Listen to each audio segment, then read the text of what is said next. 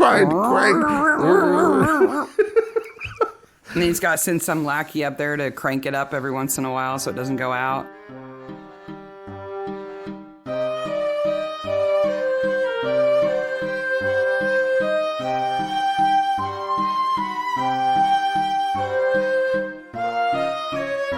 Hey, maniacs! First of all, I want to make sure everybody can hear us. So if you could chat that you can hear us. And we are already completely blown away by how many people are here. And people from Australia, it's 4 in the bloody morning there. Like, that's insane.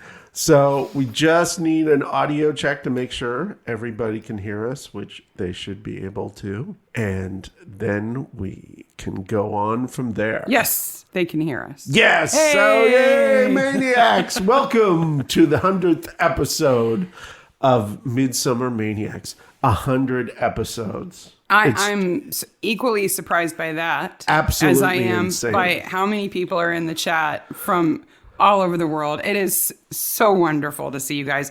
I was telling Mark, I kind of felt like an adolescent having a big birthday party and hoping that my friends show up. So it's so good to see all of you. It's amazing. And yes, they have indeed shown up, which is just absolutely fantastic, from all over the world. Finland, Iceland, Romania, Australia, the USA, you are up in the middle England, of the night. Hull, Canada. I cannot believe how many people are here. Thank you so much for joining us. We're so glad that you're here. We're going to have lots of fun today. Absolutely. And I just want to start out by saying, hey, maniacs. Hey, maniacs. Midsomer Maniacs is a comedy recap podcast dedicated to the ITV series Midsomer Murders. Each week, we dig into an episode of the show, including the murders, the mayhem, and the loonies, and everything else we love. I'm Mark. I'm Sarah. Welcome to our live show. We're doing this live from our house in Bloomington, Indiana. And this is our first live stream, so forgive us if we have any technical difficulties. They're bound to happen. They're bound to happen, but hopefully you hear us all well, and everything's being recorded. So this will be on here for replay if you want to watch it on replay, and then the episode, I'll clean up all our ums and ahs and all that stuff. And put that episode out, too, if you want to relive the experience audio-wise. And if you're listening to this as just a podcast after Monday when Mark releases it, you could have been here live and had all the fun with us. Why is Sarah's screen wider than Mark's? Well, Sarah's My camera special. has a different resolution. Yes, Sarah's special, and she gets a wider camera. I need more space. I don't know. I need more camera. I'm worried that our kids are going to come through the door and be like, why can't we be on the internet? Just off the top, remember this is a spoiler podcast, so if you haven't seen this episode, we're going to spoil it completely. I actually really like this episode. I do too. I thought it was a lot better than I remembered it. And for this event specifically, I want to announce that on our store on Spreadshirt, which is always linked in the show notes, and I'll put a note out on Monday. On Monday, Tuesday, and Wednesday of this week, you can get shirts like this for 20% off. 20% off. That's the biggest discount they'll let us put on it. That's the biggest discount. We already saw them at the minimum price. Yeah. We wanted to do that for people, especially you guys who tuned in. It's just amazing that you're all here, and we're so pleased. And we're going to absolutely involve you guys in this discussion. Somebody just said it looks like there's a person over your shoulder. It's part of our Halloween decorations, which are not up yet. But as per always, I'll post pictures of the Halloween decorations when they go up. We do Halloween up. The whole neighborhood turns out to see our Halloween decorations. And I run out of space in the garage as I build stuff. So things end up in our library here behind me. So what you're seeing is a ghost made out of saran wrap and packing tape. Anyhow, this is episode 100. Yes. The deaths of Copenhagen. Okay. Killings of Copenhagen. Right off the top, I hate the of. I just hate it. But they're not in. Only one of them is in Copenhagen. Yeah, but nobody's killing Copenhagen. No. Okay. This episode was filmed in September and October 2013, broadcast the 12th of February 2014, 6.54 million viewers, directed by Alex Pillai and written by Paul Lug. And this is the second episode where Midsomer filmed outside of the UK. Do you know what the first one was? Oh, that's a trivia question. I know what the first episode filmed outside of Britain was. Or at least, I shouldn't say the UK, filmed outside of Britain. The delay's a little bit long. Yeah, it's about 30 seconds, the delay. To see if anybody has the answer. Yeah. Oh, there's a body in the library. Yes, there is a body in our library. There's a body in the library.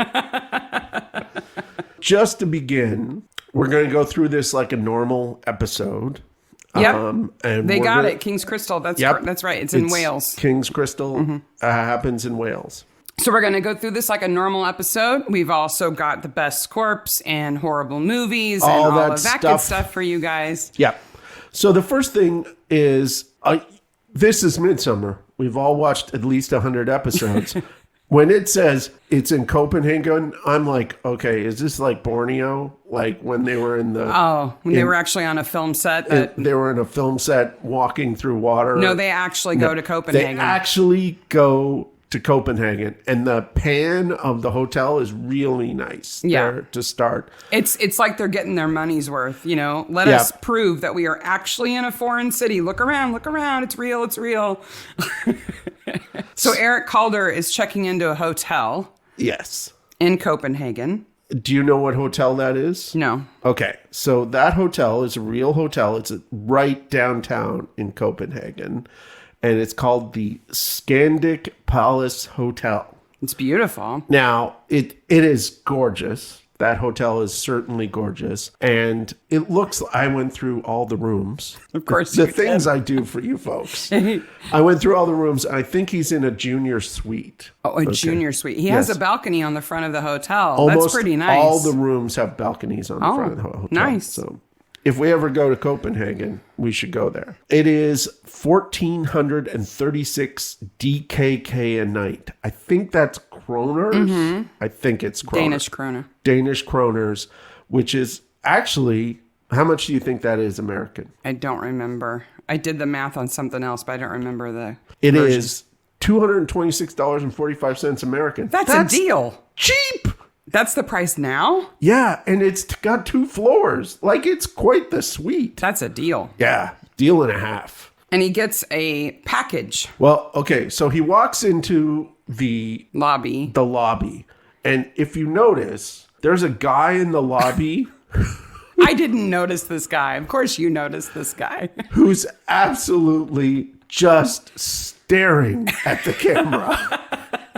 He doesn't move. He doesn't do anything. He just stares. He's a less experienced background artist. Yes. He doesn't know not to stare at the camera. And maybe he should be pretending he's doing something, but he just stands there. Well, I think he's supposed to be in line, but he doesn't actually look like he's in line. So our character, who we don't know, is Eric Calder. Yeah. But he gets a package. The Biscuits of Death. Greetings from Badger's Drift. Yes. Oh. If you got a package that said greetings from Badger's Drift, would you open it? No. I would be afraid of it. No. I mean, obviously he's not. This is his biscuit company. Yes. But, like, to me, Badger's Drift is synonymous with murder.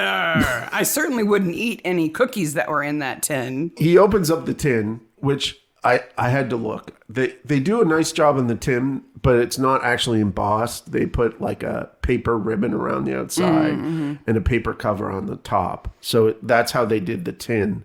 And then after getting the tin, he has to say, I have to prove that I'm in Copenhagen, so let me go look outside. Yeah.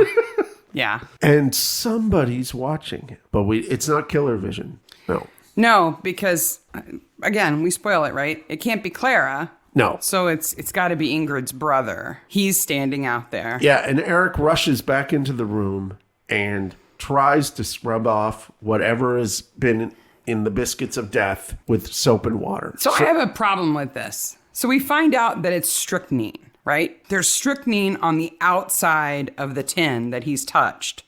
You can't die from strychnine poisoning through your skin. Okay. You have to ingest it, or you have to like get it on your mucous membranes in some way. So we missed him licking the... He must have licked it. Yeah. Or like put his nose right up to it and, like huffed it. Something. Which we didn't see. No. I can only find one case in all the medical journals where somebody died from strychnine exposure on their skin. And this lady, boy, she like dumped a big vat of it all over herself. So chances, she didn't die of it, but she got poisoned by it. Well, it was an accident. Oh, okay. But it's pretty clear that it probably did more than just... Yeah. It was pretty clear she got it on more than just her skin. She must have got it up her nose or something. But Midsommar's usually better about poisons than that. I was surprised that they didn't quite get it right. Next, we have the scene of the crime, and Barnaby, Charlie, and Kate show up. Oh, wait, no! It's not. No. It's Bridget and Anna. Yes. They're both awesome actresses. So this is Anna Eleonora Jorgensen and Birgit Hjort Sorensen. Wow, you practiced that. I didn't need to practice it. Wow. I'm going to butcher some names later.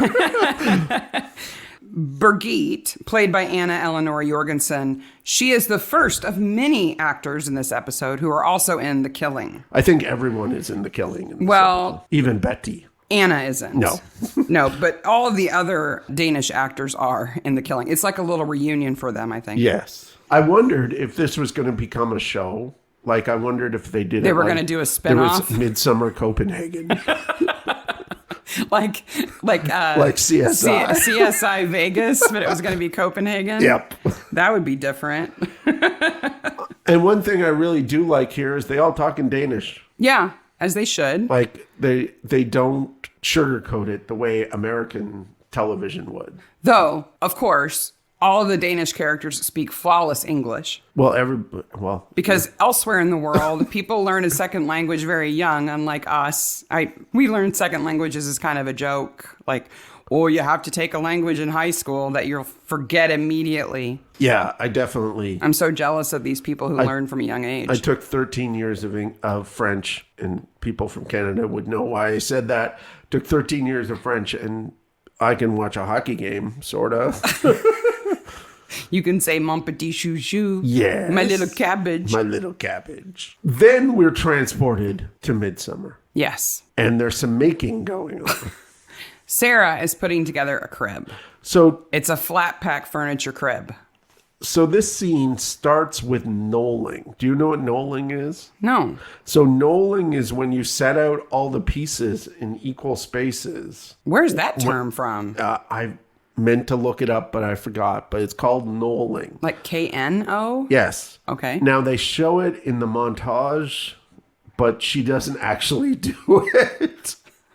Like, it's not like when they go back to her actually putting the crib together, it's not there. Can we talk about the way she lays out the parts? Oh, how difficult is it to make a crib? Good gosh. So I have a theory that before you marry someone, no matter how much you love them, you should have to put together some IKEA furniture together. Okay. It's like a relationship test. If you can do that, then you will be able to weather difficult times together. If you can cooperate and work together and not get crazy and whack each other upside the head with some particle board, you're all right. And it turns out I'm not the only one who thinks that.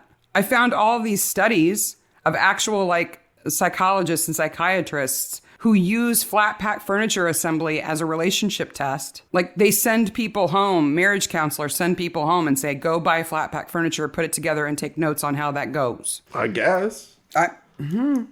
It's tough. One of our listeners has already picked up on something that we're going to talk about the crib.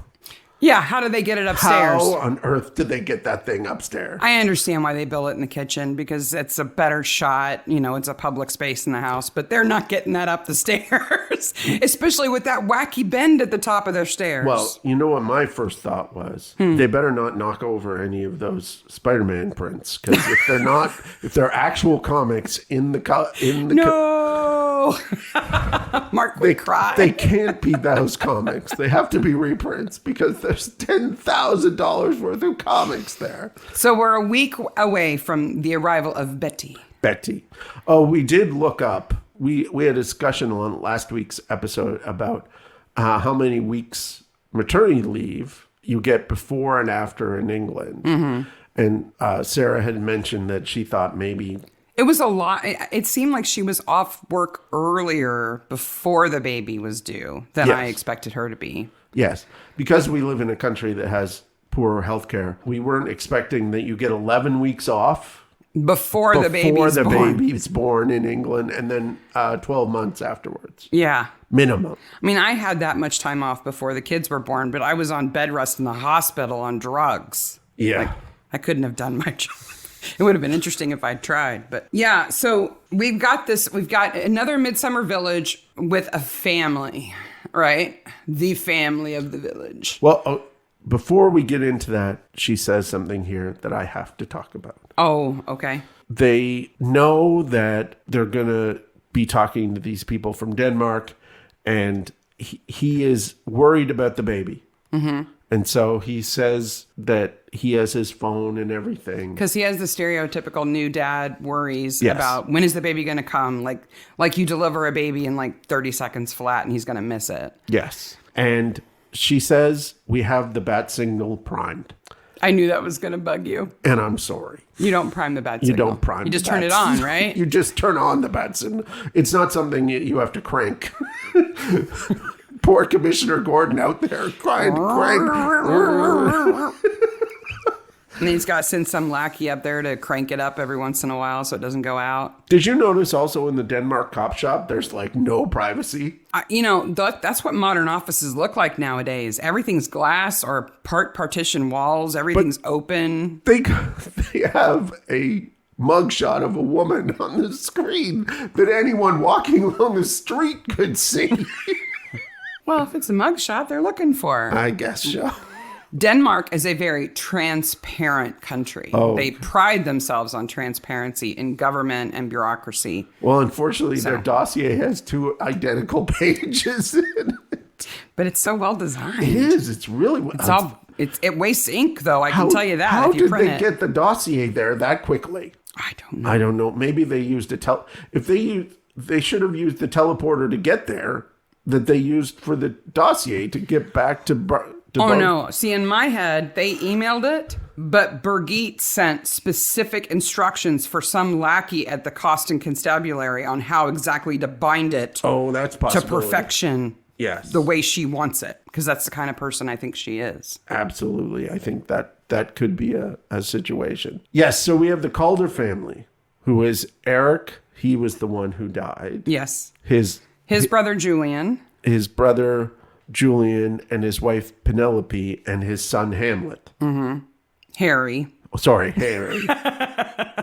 It is very Hamlet-y. Isn't that the play that's set in Denmark? Dun, dun, dun! You're so clever. I know. I figured it all out. And clearly, there's no love loss here. No.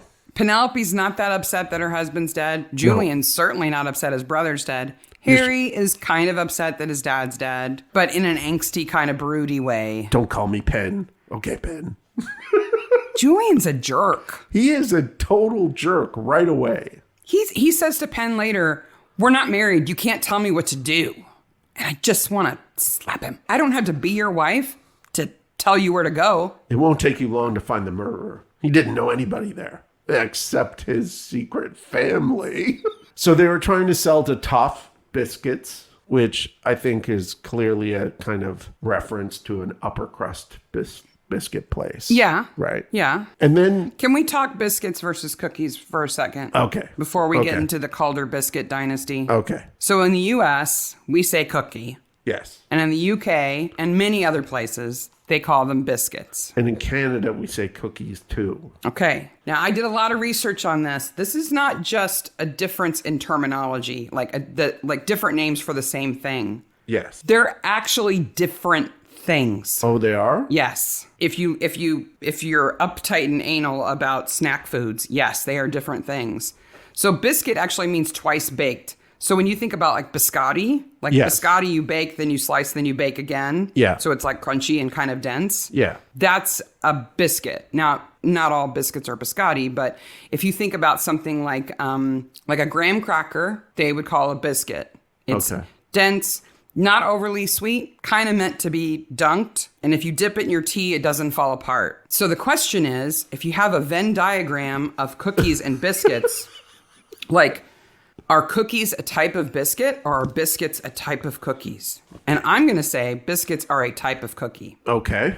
You're going to go out on the I'm going out on the limb and to say that biscuits are an example of a kind of cookie that are denser and a bit harder, but not in a bad way, rather than like what we would consider something that's like softer and cakier that we would call just a cookie. Okay. I asked also in the chat to find out who yes, and cookie comes from a Dutch word. You're right, Selena.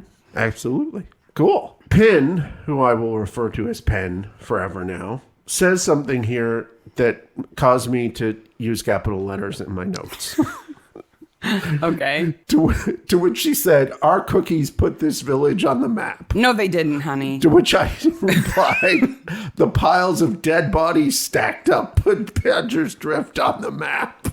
Yeah, the incestuous murderers who commit suicide together, the vicar who jumped from the bell tower. I mean, there's a lot going on in Badger's Drift that they didn't even mention a cookie factory, biscuit factory in either of those episodes before.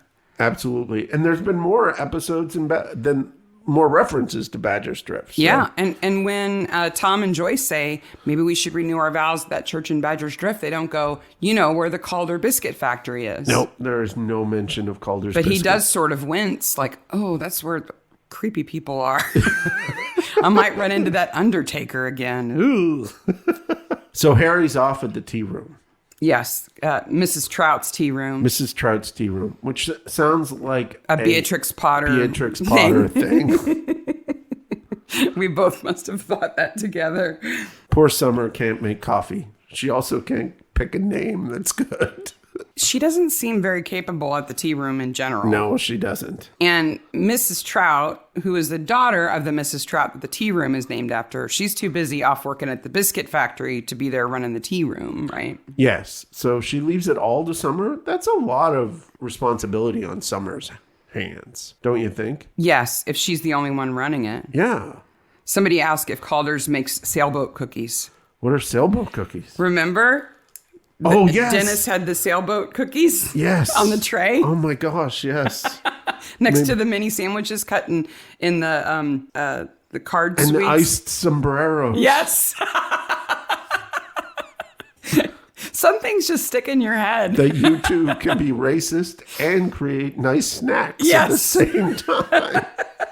Okay, so we get to meet the biggest jerk face of the episode when we go to the cookie factory. Okay, so we go to the cookie factory, and outside there are some gorgeous trucks. Those Bedford trucks are gorgeous. Well, everything about Calder's is kind of retro, right? Yes. Because they're traditional. Never mind that it's so you may have noticed this, folks. This factory is also the factory that was the relish factory. At least in Sauce for the Goose. In Sauce for the Goose. The outside shots, anyway. The inside is from the Kemp Steam Museum. We've reached a second point in my notes where I go into capital letters. What, that this isn't what a cookie factory looks like? This is not how you make biscuits. Well, somebody's already mentioned in the chat, how do you make biscuits 9 at a time? Yes. I also got irritated by this idea and had to pull up some images. We're going to pull up the Calder Factory right now. Yes. So this is what the Calder Factory looks like. And there are 1, 2, 3, 4, 5, 6, 7, 8 tins on an entire sort of thing, right? Like a ramp. They're artisanal. It's a conveyor belt. And then there are 9 cookies on each cookie sheet. Yes. This is how a 6-year-old makes cookies. Never mind. Okay, so this is inside the steam museum. So this is a big steam engine that actually runs like dozens of conveyor belts on a 3-floored system. Yes. So it would have controlled like all kinds of different machines would have been controlled by the power coming out of this thing. And they have basically just put conveyor belts sort of between them to make it look sort of like they're Well, making. and conveyor belts that move at right angles. Oh, yeah, they go around corners. That's why they need those two little old people there at that corner so they can move them on. That is the second thing. The Calder's Biscuit Factory, you have to be 65. You need 40 years cooking experience. I think they're captives. They're like Oompa Loompas who work in the Calder Biscuit Factory. This is what their factory looks like. Now show them what a real factory, a cookie factory looks like. This is what a real cookie factory looks like, where, first of all, everyone is not wearing just red coats. They're actually wearing, like, food-safe hairnets and masks and stuff. And there are a number of cookies in this one shot going into the cooker at the same time. Yeah. We'll get to the oven when we get to the climactic scene. Like, this is like vast numbers of cookies being made at once. The way the Calders make them, they only put 9 on each cookie sheet. And I think Clara eats 1 from every tray. I think so, too. So they only really make them 8 at a time. And the way Sarah Barnaby's eating them, she's probably eating as many as they can make. She puts away the cookies in this episode. Hey, she's a pregnant lady. She can eat whatever she wants. She indeed can. If they make cookies that slowly, she's gonna take up the slack on their inventory for sure. So did you notice that as soon as they said they were going to close the factory, they did one of those pandemonium shots, right? It was from underneath the stairs, and then the camera jiggles a little bit. It's like, shut it down. Shut it down. And the sirens go off. Yep. And everybody goes running. Well, probably the last time they had to do that was during the war, and most of these employees were probably there. I would assume. So they remember, when the air raid siren goes off, shut down the factory. We have some more Barnaby time. We have some more Julian and Penn doing the kissy time. We've got to talk about Armand. Okay. Can we get there? So let's talk about Armand. Because I already said Julian was the biggest jerk in the episode, but No. It's Armand. Armand. Oh my gosh. He is prima donna. He's worse than that. He's like a narcissist egomaniac who knows that his big ego is built on an utter lie. He knows it all along, that he's taking credit for something he didn't do. Did you see what kind of cookies he's making in his kitchen later? In the first scene that we see him in, he's making, he has a plate of macaroons. Yes, but that he's put powdered sugar on. Yes, on his chalkboard in the background, he has the Armand magic written across the top. This kitchen that he works in, it's not a kitchen. It's like a dark corner with some stuff. Okay. No, like if you have a kitchen in a factory, it's behind a door and it looks like a real kitchen and it's clean and it's where it is. It's not Dr. Frankenstein's cookie factory. No. Like he has test tubes and stuff. Well, and somebody in the chat has already pointed out that Armand's workstation is really kind of dark and dirty. Yes. I don't want to eat cookies from there. No. And it's kind of a combination of a kitchen and a lab. And then kind of keep them at the bottom of the stairs. He's got hand crank whisk. Yeah. Like, I'm sorry. If they love you and they really think you're going to make something, they would give you an actual mixer. They're going to give you those hand crank mixers are cool.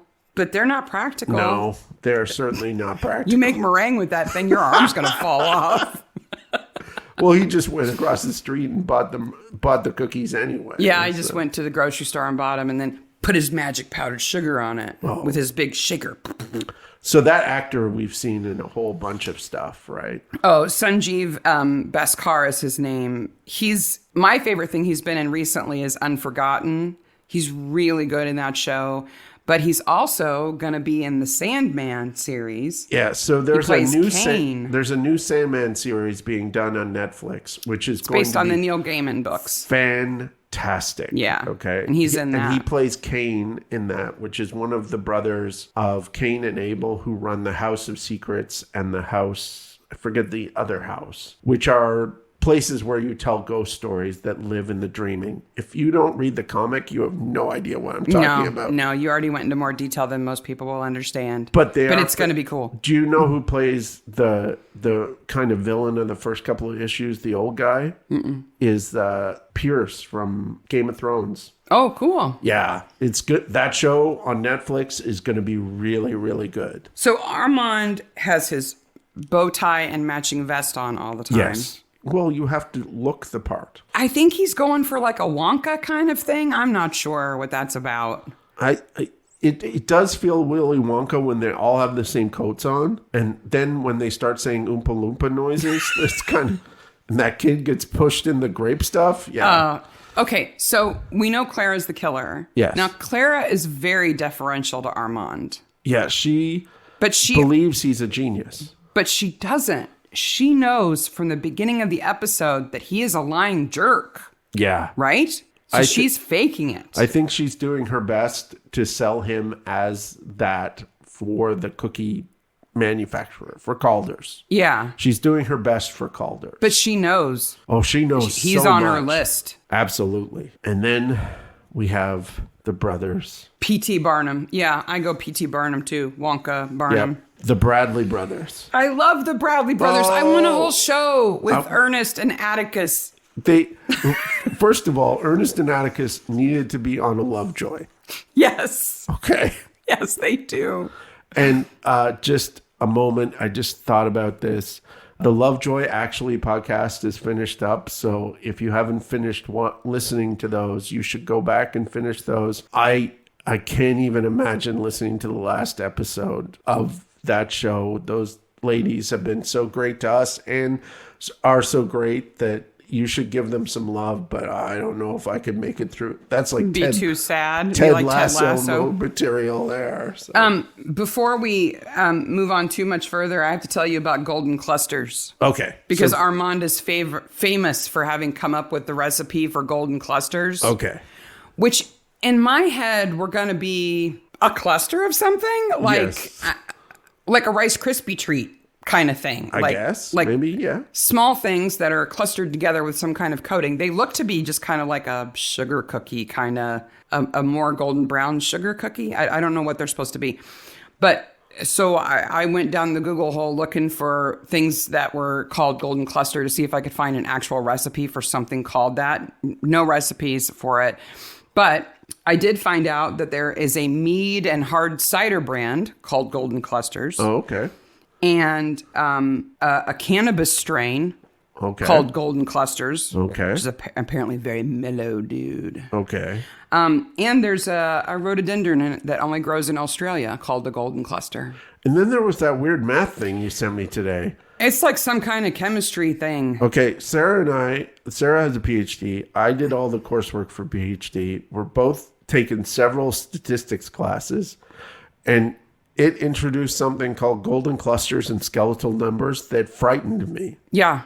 Like the synopsis of the book was so over my head, I couldn't even tell what it was about. But apparently it's about golden clusters. Yeah. Like, wow, I have no idea what they're talking about. Some chemist is going to have to explain that to us. Well, actually, the bat signal doesn't need to be cranked. We're nerds in different ways. Yes. The Bradley brothers are fine antiques, and they do house clearances, which is basically they look at the paper to see who died and then go and buy up all their stuff. If that's your business, that's what you've got to do. I wonder if they did the house with all the newspapers. I don't know. Then we get to the funeral. Yes. And we can only assume that Eric Calder got the satin service. Yeah. So he's got the horse-drawn carriage. So I have the horses a question. have the big feathers. I have a question for people in England. Is this horse-drawn carriage thing a normal thing? And does the poor vicar always have to walk in front? The whole way? Like, you better hustle, dude. Those horses are right behind you. Yeah. So who is taking over the mortuary, and are they still giving satin service? Yeah. Like Dennis. And then we see the same church. Mm-hmm. Okay. This is the same church in Badger's Drift. And the first thought I have in my head is watch for falling vicars. Yes. So up on our screen now, we have Death Shadow, Season 2, Episode 1. Poor Richard Byers going off the top of the church. And then we see the scene from this episode. As soon as I saw the front of the church with all the funeral guests walking out, I'm like, look out, look out, look out. Watch for fall. But we're the reason that this village is on the map. Yeah, it's the Calders. Never mind the fact that going back to the very first Midsomer Maniacs episode, we went through the years that it won Village of the Year Yes. on the side. The very first shot of the show. But no, we put this on the map. I don't know. I think they probably keep a trampoline down there at the base of the tower Boing. now, just in case. Boing. Just in case anybody gets inspired to jump off of it. Yeah, I can't look at that church and not think about that. But Scoob, there's a clue. There's a clue at the flowers. So one of the flowers Says for evicted. evicted. It means for forever. Yes. For forever. For forever? Evgit means forever. Like for the time signature forever? No. But why? Okay. It says for. Is this a normal thing in Denmark to put on? To put for forever? Yeah. It seems weird. I don't know. I think the first four is kind of unnecessary. I guess. It's time to have a party now that we've put somebody in the ground. And Armand is there. I can't help it. I'm just that great. The actor does such a great job when she announces Julian as the head of the company that Armand is like, oh. He shouldn't be surprised. It's a family company. It's been the directors have been members of that family for what, 4 generations? How on earth? Why would they let him be the director? It would be surprising if it was different. Yeah, he should just assume that he's not going to be in charge. How old do you think Harry Calder is, the actor who's playing him? How old in this episode do you think he is? Harry Calder. So this is Hamlet. Mm-hmm. The son. He can drive. Yes. So 18, 19? He is 24. Wow. That actor is 24. Wow. He has such a baby face. And he totally has the actor, big head, small body. He's very tall and lanky. He is. But he's got a Rick Astley voice. He's got a deep voice for... He's never going to give you up. Until he finds out you're his half-sister. Whoa! This isn't Badger's Drift. Oh, wait, it is! That's what happens there. And then Mrs. Trout gets all upset with Summer because she used salad cream instead of mayonnaise. Do you know what salad cream is? No, but it you sounds hate all gross. of it. It sounds gross. You don't to eat me. mayonnaise. Nope. Salad cream is like Miracle Whip, but thinner. So mayonnaise has oil and eggs, and salad cream has those things in it, but it also has vinegar and sugar. So it has kind of a sour, sweet taste. There was a big kerfluffle in the UK when Heinz decided to call their salad cream sandwich cream because that's what everybody used it for, is to put on sandwiches. And I think they put it back because people didn't like that. The whole thing sounds disgusting to me. I'm sure people eat it right out of the bottle. Ugh. There's nothing wrong with mayo. No. I know you don't like it. No, I don't like it. So they found a thumbprint on the hotel door. Yes. And did you see that thumbprint printout? It has all sorts of weird shapes on it. It's very designy. All of the reports and interfaces of the Danish police look exactly like the computer screens in Prometheus. Yes. The last Alien movie. Yeah. Up Prometheus computer interface, you will see it looks exactly like, but it's like a fingerprint, and then it has little circles and like darts coming out of it, like with labels. And then like a sphere with an atom around it. It's very weird. Just Why a skeleton is that symbol rotating. there? Yeah. Because the Danish are just fancy. Meanwhile, back in Hamlet, Harry hears his uncle and his mother having talkie talk before sexy sex. Or after. I think it's after. Yeah, probably. Because then he leaves. And she's like, oh, where are you going? I'm not married to you. I don't have to tell you anything. Now that he's in charge of the company, he's got nothing to do with her. He's got what he wants. So he goes to the factory because he gets another call. Mm-hmm. But he walks in and like, is that his desk or is that his brother's desk? I think it was his brother's office, but it's his now. And the lights go out. And like, first of all, he's never watched a Midsomer episode because if he did, he would be like, oh, somebody called me to a place in the middle of the night. I'm going to be killed. Somebody's lured me to a dark place. Yes. Where I don't need to be. No, and the lights went out. But the power doesn't go out because he turns the lamp back on. Clara is quite the electrician. and then there's a door slam, and then he gets chloroformed. Mm-hmm. But they never talk about how easy or hard it is to get chloroform or anything like that. Clara knows people who know people Who can get strychnine and chloroform. I absolutely think she would have hit him with a heart, like an object. I don't know. Because she doesn't want to kill him right away, right? She wants to tie him to a chair and pour alcohol down his face and maybe make him talk. What is the information she's trying to get out of him? I think she's trying to get him to admit that they stole the recipe from her mother. I think so. She wants them to say, that's what we did and I'm sorry. We did that. Yeah. And he's not gonna, because Julian's a jerk face. So he drowns in alcohol. Okay. Whiskey or whatever she pours down his throat. But she's strong. If she can move him from there to that chair, tie him up, then once he's dead, move him down to the loading dock. I just want to know, okay, so she shrink wraps him to a big flat of boxes, right? Think about that logistically. Like, how did she hold him up and then get the shrink wrap around the box? Exactly. You'd need somebody to hold him while somebody else went around, and then you'd have to move your hands while they went past you. There are machines that do that, but not when there's a body there and not when you're holding it. No. How did they do that? By the way, the chat is going through all the lines of what happens before you die. Oh, it's you. Yeah. What are you doing here? Why are you here? So why do you have that insert weapon? Yeah. Yeah, I don't know logistically how she does that. Even if she puts the pallet on a machine that the plastic wrap spins around or that spins the flat against the plastic wrap, she must have, like, I don't know, duct taped him up there first. Maybe. That wouldn't hold him. So we lose Julian for a while. There's a broken window and they're trying to find him. Right. And there's some machinations around. Penn is like, I have no idea where he is. He got a call on the landline and stuff like that. And then we have another scene with the brothers at the antique shop where there is this box. It's a MacGuffin, right? We're supposed to not know what it is. The idea is that Eric knew he was going to leave and go to Copenhagen and that he trusted the Bradley brothers to ship his most important things. Yes.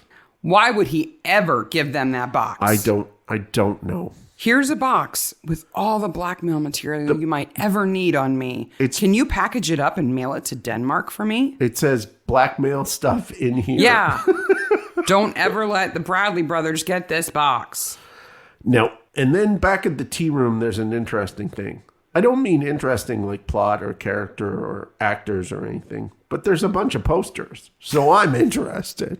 Because you're that kind of nerd. And Clara makes reference to the posters. She says, why did you have these posters up? What is wrong with those posters? Clara's not having printed posters in her mother's tea shop. Her mother would not have approved. I will talk about these posters. The posters include the following: a bake sale, okay, mixed doubles badminton tournament, okay, and then the final one, which is live music Sunday evenings at the Blacksmith Arms in Morton Hollows. It clearly says Hollows. Yeah.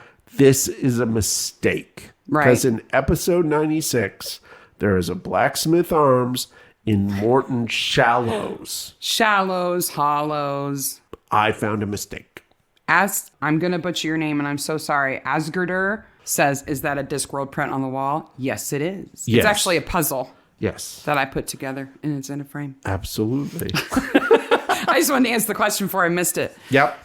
Yeah, well, Mrs. Trout is not having that kind of riffraff in her tea shop. It's not traditional. So Summer's got to throw it away and find Hamlet sitting out by the dumpsters looking dirty. I don't need a vibe. So Hamlet's sitting She out. doesn't need her tea shop doesn't need a vibe. No. So Harry goes in and talks to the cops, and it's all kind of like he kind of confesses to what's going on, but has no idea where his uncle is. No, because he's got nothing to do with it. Yeah.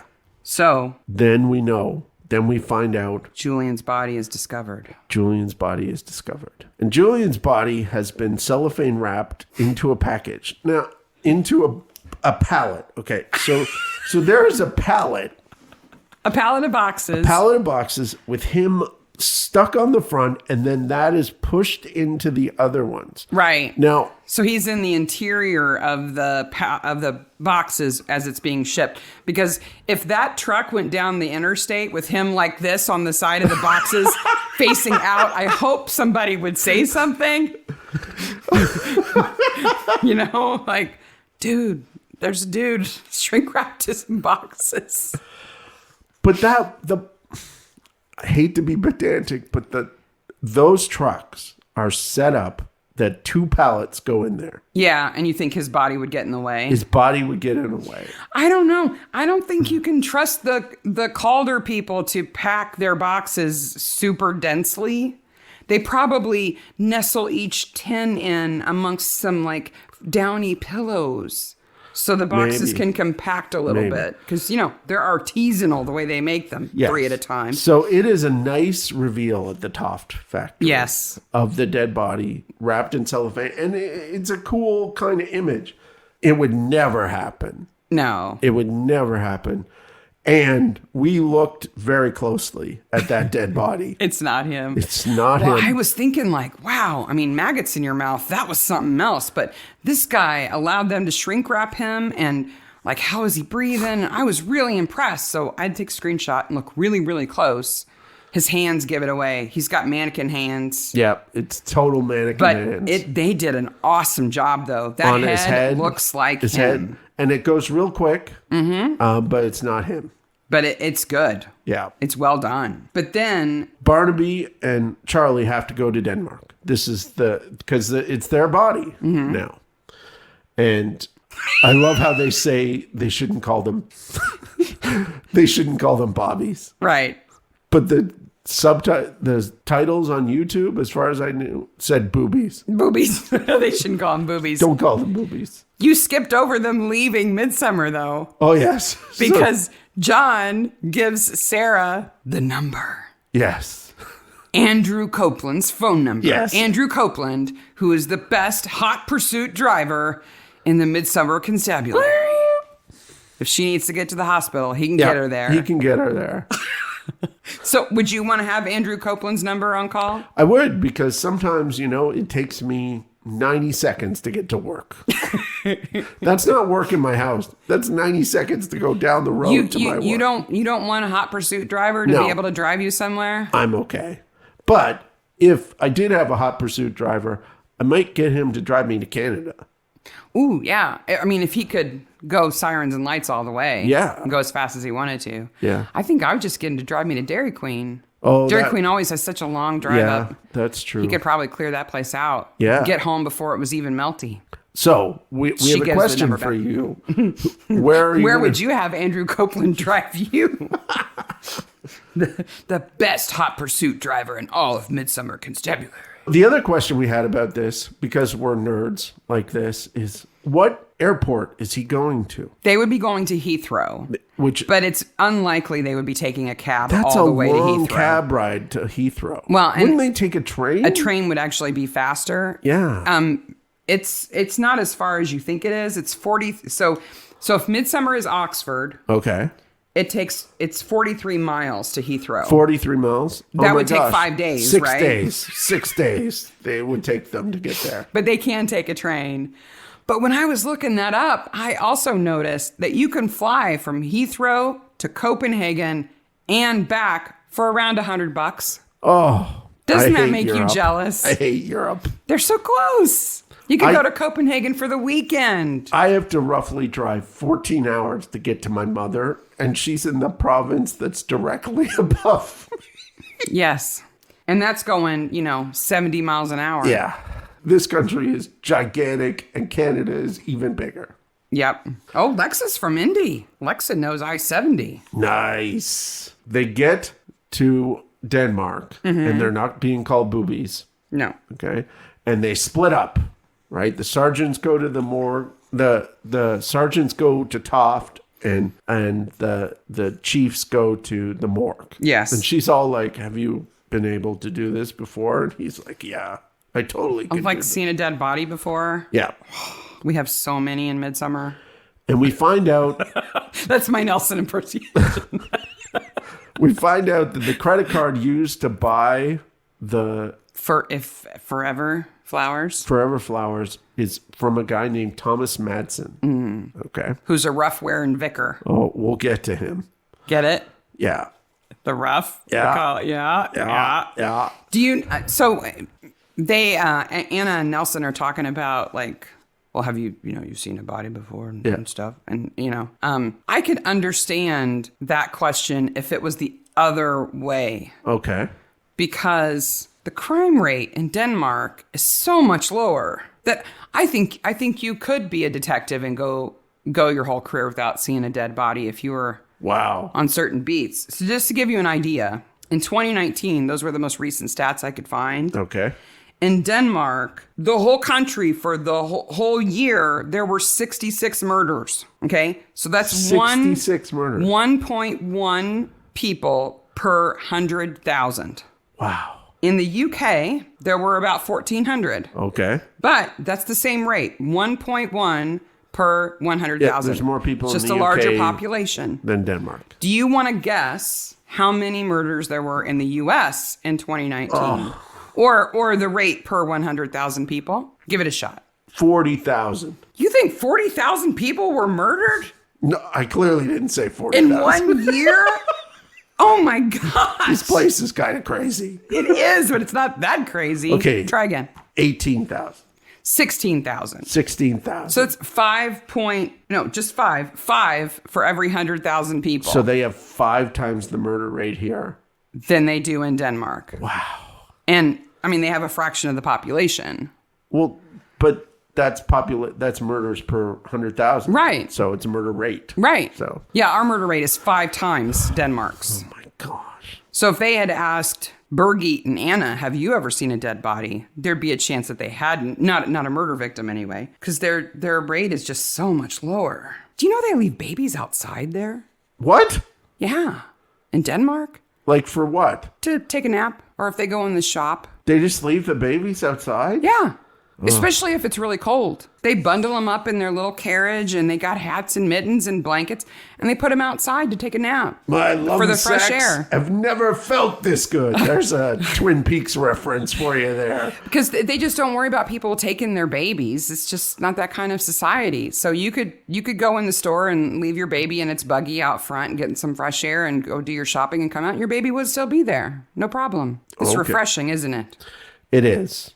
So at the Trout factory, they have to get the body out, right? Of the cellophane.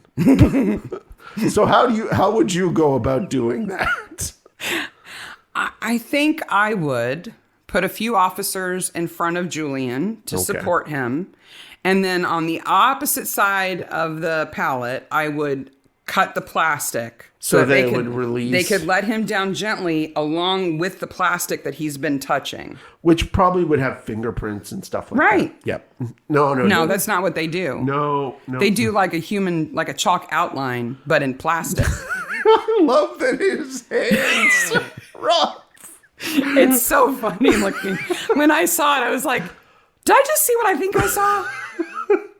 They just totally took an X-Acto knife and drew around him. And there's like a little bit where his hair is. Yeah. Like he had like a little Teletubby bump at the top of his head. Other people noticed that they cut around him too. Why would they do that? And it looks to me like they let the plastic down on the floor that they cut out. Yeah, they just laid it down. But just imagine that. So he's standing there. He's dead, right? So he can't support himself. So they start cutting around him. At some point, he's going to kind of flop forward. And they're like, no, push him back up. I got to carve around the rest of him. I know we could get him out now, but that's not going to give the right impression. That's Denmark Soco for you. I don't know if it's thorough or what, but this photo does give you the evidence that you needed to say that pallet would still fit, because you can see that the boxes are squashed. Apparently, Julian had quite the butt, because the box that is at his butt level is quite pushed in. It's quite pushed in. But it does look like a Teletubby was there and they cut around it. We find out that there's a cottage involved in all this. Mm-hmm. And it's owned by Denmark's own Brun Agency, which is the Boisvoisin of They're the real estate agents. Yes. Denmark. Yes. Right? She tells them who owns the property and all that stuff. But on her screen are the following words: V driver on Andreas Fortnetting for at give. Wow, you sure do speak Danish. I butchered that really badly. And it says, we run a different business to give. And then I don't know what it says after that. But I thought that they went that far to put some sort of motto for the Brun agency. Brun. Well, and she has a very nice Mac there, Yes. which is probably the same Mac that was in the last episode and the same one that was in the basement of the church. Yes. But they have a nice little big screen TV there that they put the photos on. At first, I thought it was a poster of the house. Yeah. Do they have a giant poster of every house they've ever sold? They just keep it up, but it's a screen that she's pulled the house up on. And oh my gosh, I don't know how many Scandinavian mysteries I have read, but this cabin, I want to say 10% of Scandinavians have a cabin. I want that cabin. I want to live there. And they It's are gorgeous. hardcore, take the summer off, go to the cabin. Yeah. It's just expected that a good part of that time you will be away. You might still go to work, but you live at the cabin. Yeah. Or you go to work very less. Canadian. It's like in Canada, everybody takes the month of August off. I'm so jealous again. Yeah. This is not a cabin though. This is a beautiful home. I don't know what they're talking about. Cabin, second home. You got to be really rich. So they find out that this guy has the credit card, so they go and talk to the guy. Mm-hmm. And they find out he's a very rough vicar. He's got a big ruffled. It's a rough collar. Yes. Like an Elizabethan rough collar, which apparently some denominations wear. Yes. Okay. So this is... You know what else he might do? What? Because he's a vicar? What? So in Denmark, you can't name a kid just anything. Okay. They don't allow stupid names in Denmark, which I respect. How about the name Don't Leave Me Outside in the Cold? It's very safe there to Zen. do that. It's fine. So they have about 30,000 names to choose from, roughly. Half male, half female. Okay. But they won't let you name your kid like Jordan with 3 Y's in the middle of it. No. But if you want to appeal, you want to name your baby something that isn't on the list. Yeah. You first have to give it to your vicar. Oh. And then he submits it to this bureaucratic office for social and community, whatever. And if it's a typical name and it's not crazy and it's not going to be embarrassing for your kid or be a stigmatic name, they're not going to have a hard time. They prove it. But, Babyface. if you want to name your baby McBabyface, they'll probably reject it. Yes. But it's, from my reading anyway, is that vicars actually have a role in that because they do the baptisms and stuff. They're kind of like the first line of defense for, honey, that's a really stupid name. Why are you naming that baby Hitler? Yes. Hitler Henderson or whatever. Don't do that. But if they agree, then they'll submit it. Okay. Are you ready for this? Mm-hmm. I'm about to say this, and you're going to look at me crazy. Okay. Speaking of Hitler. I just said that because it's a really bad name. Thomas Madsen is played by... He is played by... I've got to look at my notes. Nikolaj Copernicus. Yes, Nikolaj Copernicus, which is a kind of... Were you just waiting for me to pronounce it first? No. Okay. No. Which is kind of a famous name. Now, he's been in a ton of stuff, including, I think, he was in The Bridge, wasn't he? Yes. Yes, okay. He was in another movie, which I'm going to say is this week's bad movie. Okay. Okay, I haven't seen this movie, but this is a terrible movie. Okay? And the man who plays Thomas Madsen, Nikolaj Copernicus, is in this movie? Yes. Okay. Who else is in this movie? I'm going to tell you about who else is in this movie before I tell you about the movie. Okay. Okay. Troles Libli is also in this movie. All right. Now, you may know him because you've seen a movie that he's in.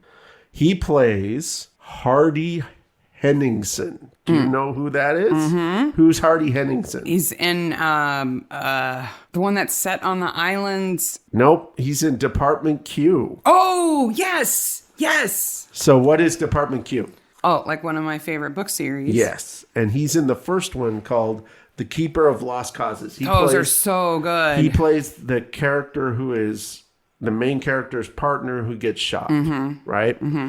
And he's kind of in a bed the whole time. Yeah. So this guy is also in that movie. Yeah, I mean, he's paralyzed the whole series. If you haven't seen Department Q, read the books.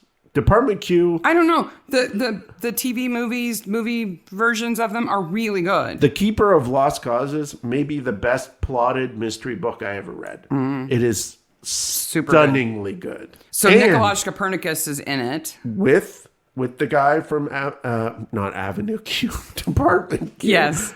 And Nikolaj Coster-Waldau. The guy who is in Game of Thrones? Jamie Lannister. Okay. What is this movie? Okay. I'm going to read you. You're going to confuse us all. I'm going to read you. I got to build up to the title. Okay.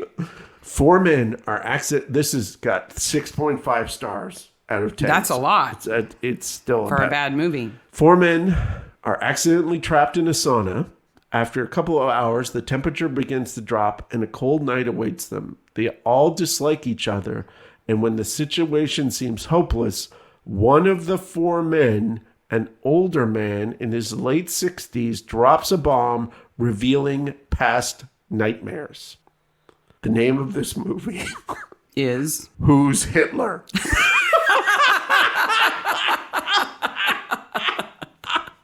Is one of the 4 guys in the sauna Hitler? I don't know. Surprise! This is all I could find about this movie.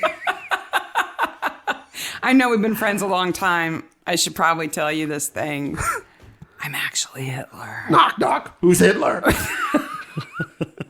Oh, I've got a bad movie for you later. Oh, okay. I understand why you brought this one up now. Oh. It's got nothing on the one I've got. I saw that. No. I saw that. I saw who was in it. I'm like, those are 3 of the 4 guys in it. Yes. That's something else.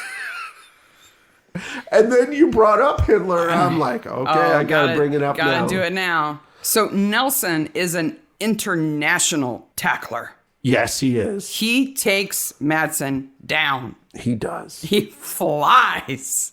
He's so good at it. Meanwhile, Kate puts the whole crib together in 10 seconds. Of course she does.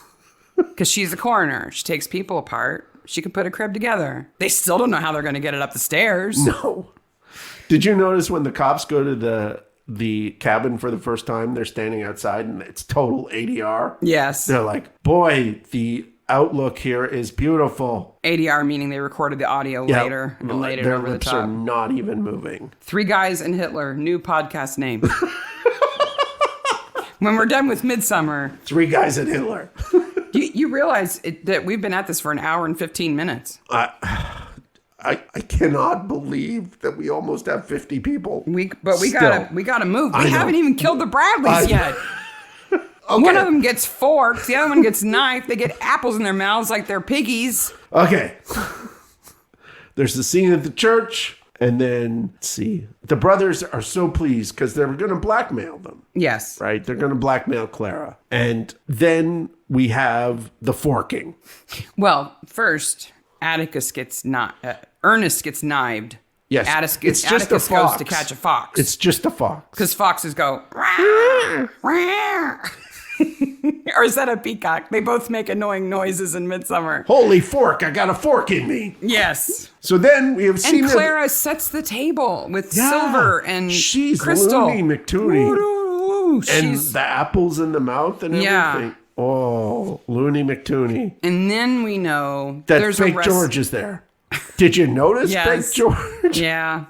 He's George's stand-in. He looks a bit like Georgie. Yep. But then we know about the recipe book, and the recipe book has pages ripped out of it. Missing. Yep. Now, this is hot stuff. This is the big clue. Yes. This is all about biscuits. Biscuits. You thought it was about money? Nope. You thought it was about infidelity? International espionage? Hamlet? Whatever? Nope. The Armand magic? Nope. Nope. Cookies. So there's the climax of the show. I know we're rushing a bit, but we've been at this a while. And you guys have been so awesome. I still cannot believe that we have over 50 people now watching that. Okay. Soco Peacock. He comes in. I just had to read that. Barnaby comes into the factory and he gets the call. The call he's been waiting all episode for. And he just disregards it completely. Okay, you knew that was going to happen. Yes. The first time you saw this episode, you knew that either he was going to be there at the hospital and the baby was about to be born and he had to leave and come back. That would be very Tom Barnaby. John gets there in time. Yes. Right? Yeah. Gets there in time. We've got the whole scene with Harry and Summer, and he's like, hey, baby. And she's like, hey, bro. And he's like, what? Our dad? Whoa. That's that whole scene summarized.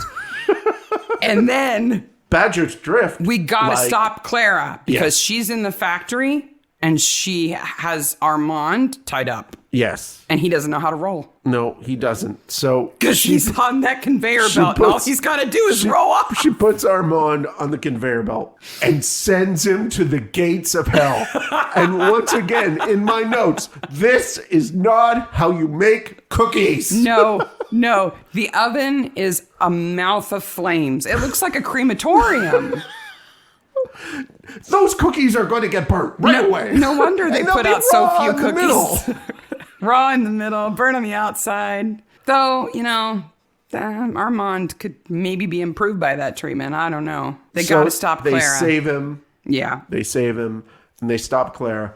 And they explain to Clara that her world perception is wrong. Mm-hmm.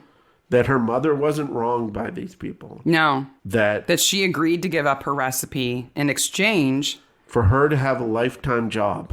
For Claire to have a job and enough money to start the tea room, which is what she always wanted to do. Yeah. I don't know. That's kind of a double-edged sword. Like, thanks, Mom. That was really nice of you. Did you not think I could get my own job? That you basically had to agree with these people to have pity on me my whole life and give me a job? The problem here I have is inciting incident. Why now? I guess because they're going to sell to Toffs. Yeah, they're going to sell the company. Yeah, she found out that they were going to Claire is not going to have it. Yeah. Definitely. Not the golden clusters. Not the golden clusters. Some poxy tea shop. And then what do they sell at the poxy tea shop? Little cakes and stuff that poxy are on tea. Well, it is Trout, fishy tea. Then Betty's born. Betty is born. Mm-hmm. And the trivia on IMDb is like the baby in the hospital is different than the baby they have when they're leaving the hospital. Do you not know how movies work?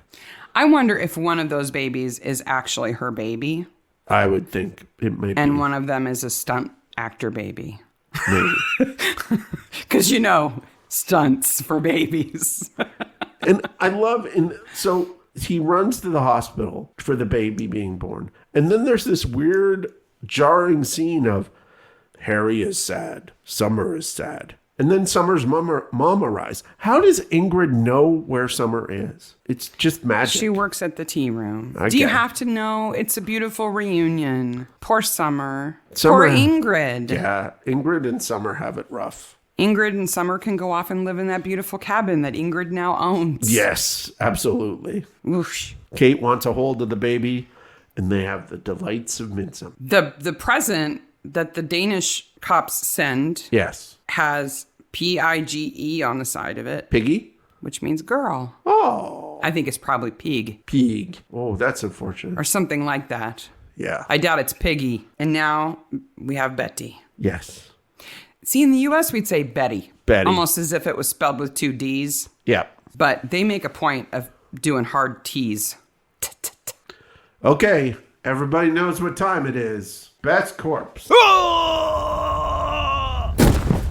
Nice corpse. Okay, Man. so you've got Eric, Julian, Atticus, and Ernest to choose from. I'm going Atticus and Ernest. They got apples in their mouths. It's hard to breathe. They're just rock solid. Yeah. They are absolutely rock solid. They did a good job. And you said you had another horrible movie to do? Oh boy, do I ever. Okay. I don't know if you're ready for this. We can't play Bet Mark's seen it because I know you haven't. It's Okay. a short. Okay. And it's recent. It's from 2020. Okay. And Poppy Drayton, who plays Summer Is in it. Haleston, is in it. Okay. So this movie is about two women at a gas station in the middle of nowhere, and a couple of like bad guys show up and try to harass them, Yeah. and they defend themselves. All right. Okay. So it's a girl power movie. Yep. The Now, name- I've seen a bunch of shorts like this, but I probably haven't seen that. Oh, you haven't seen this one. The name of the movie is you might have to beat me. Uh-oh. Okay. It's called Snake Dick. Snake Dick? Yes. Okay, I don't have a graphic for Snake Dick. Oh, you don't need to. You can Google it. The movie poster is quite enough because the movie poster is the back of Poppy Drayton, Summer, Yeah. the back of her legs. So we see her from the waist down, and it's the back of her legs. She's got this cute little short skirt on and these cute little kicky boots and a big old snake coming from under her skirt. It's huge. So she has the Snake Dick. Uh-huh. And her friend has a flute. I can't make it up. I cannot not see that movie. I am not making it up. Snake Dick. And it's got good reviews. Apparently, she's quite good in it. It's a feel-good movie. It's a it's a feel snake movie. It's a feel something. I don't know if her friend's flute controls it or what. I didn't get a chance to watch it first. I'm still kind of traumatized by the poster. Yeah. So I haven't seen it, but wow. I'm not going to say it's a horrible movie, but how could I not mention that somebody in this episode was in that movie? Wow. That's crazy. Yeah. Snake Dick 2020. There you Snake go. Dick. Starring Poppy Drayton, who plays Summer Halliston in this episode. Well, folks, I cannot thank you enough. What I want to do... Chelsea, you did it. You Googled it. You shouldn't have. I just want to open up quickly while we do some business here. I'm going to tell you, we'll answer a couple of questions if you have some questions for us. We have a little bit of business to get through, and when we get through that, we'll answer some of the questions we see in the chat. Sure. So the first bit of business, of course, is you can find Midsomer Maniacs on Twitter, Instagram, and email. We're also in the Facebook groups for Midsomer and Acorn and the subreddit, where Sexy Sex got a little nod this week, which is fantastic. That was funny. On YouTube, like and subscribe. If you have not liked and subscribed us, do it right now. And if you didn't like this video, hit the dislike button twice Why? because it turns it off. Oh, you're clever. Yeah. Now, our next episode is going to be, we're going to take a couple of weeks off. Mm-hmm. So our next episode isn't going to be until, so we're taking the 27th of September off, and we're taking the 4th of October. Our next regular episode will be on the 11th of October. It seems like a long time. And we're going to start with season 17. Season 17, episode 1, The Dagger Club. Okay? Mm-hmm. That's what we're going to start with. Now, in between that, on the 27th of September, Midsomer is going to be starting on Acorn with the 3 other episodes from season 22. And so we will do a spoiler-free Mini episode. Watch Like a Maniac episode for We're that going to new have episode. a special guest for that. A friend of ours. That episode involves board game design, and a friend of ours who I play board games with is going to come on the show. It's only 20 minutes. He'll be okay.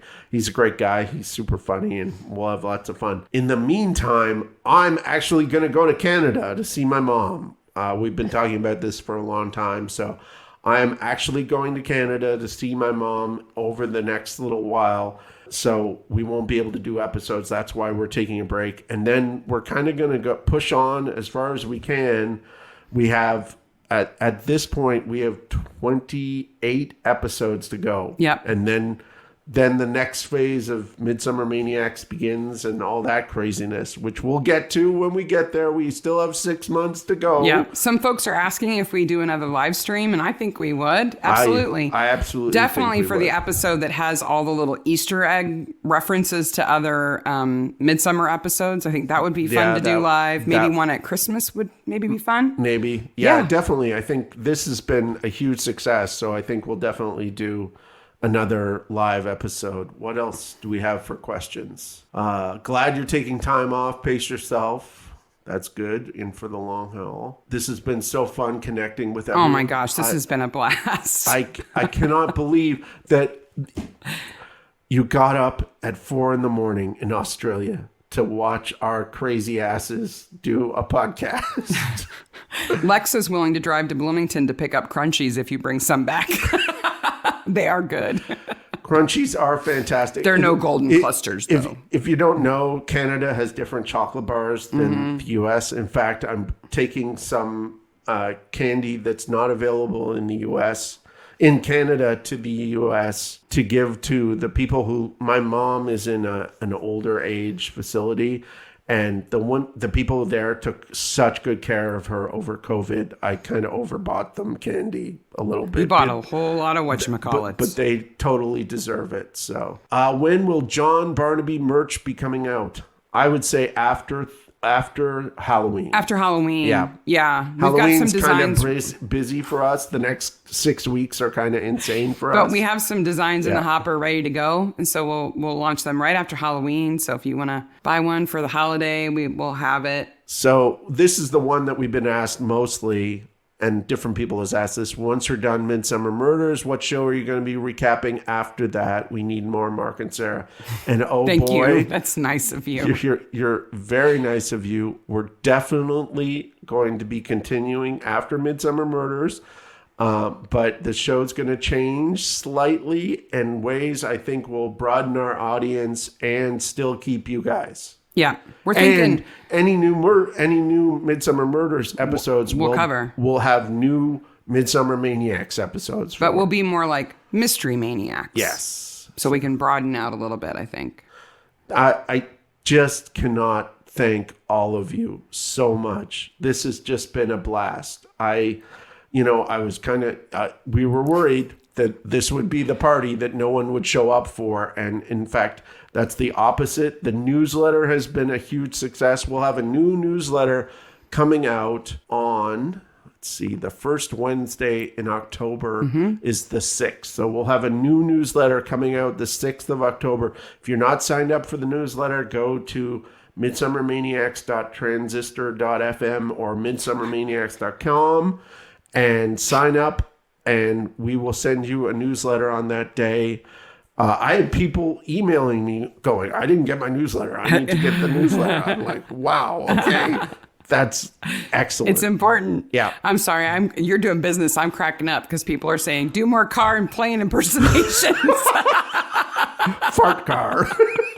You guys are so great. Oh, and the other question I saw was how many hours a week do we spend doing this? I probably spend about 4 hours a week. Mark spends a whole lot more because he does all of the editing and he manages all of our social channels and posts the episodes and does all the technical stuff.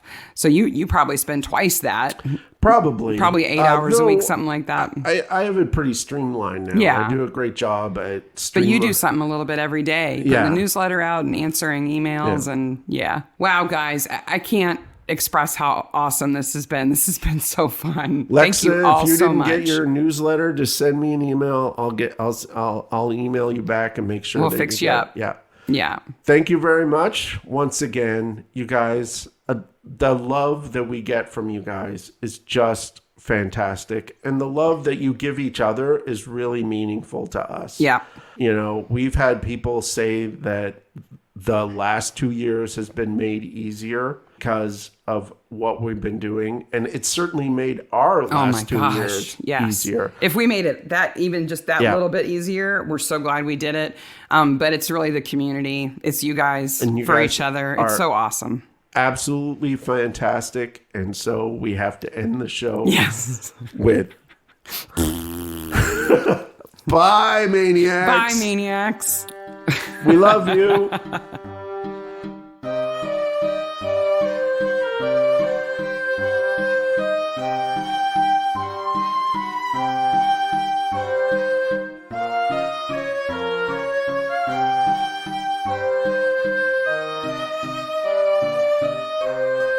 There are currently 31 people waiting.